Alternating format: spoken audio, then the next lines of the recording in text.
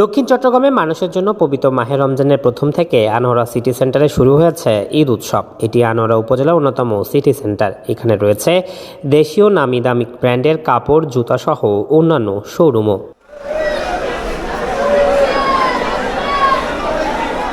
Anwara city সেন্টারে সর্বোচ্চ 500 টাকায় ঈদের বাজার করলে মিলবে একটি লটারি টিকিট। ভাগ্যের এই লটারি জিতে ক্রেতারা পাবেন মোটরসাইকেল, ফ্রিজ, টিভি সহ 11টি দামি উপহার।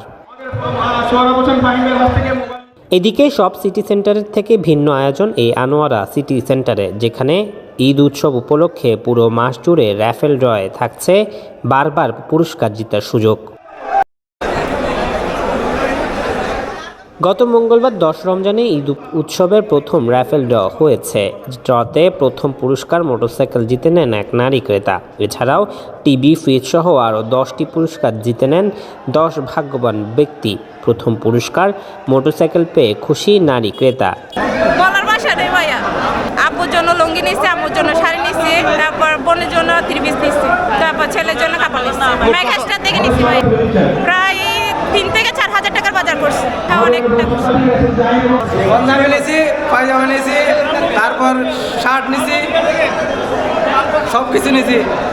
যাচ্ছে আমি ফ্রিজ পেয়েছি, অনেক সৌভাগ্য। শুভকামনা রইল আগামী দিনে বেশি বেশি করে সিটি সেন্টার মার্কেটে চলে যাবে, এই কামনা, এই শুভকামনা।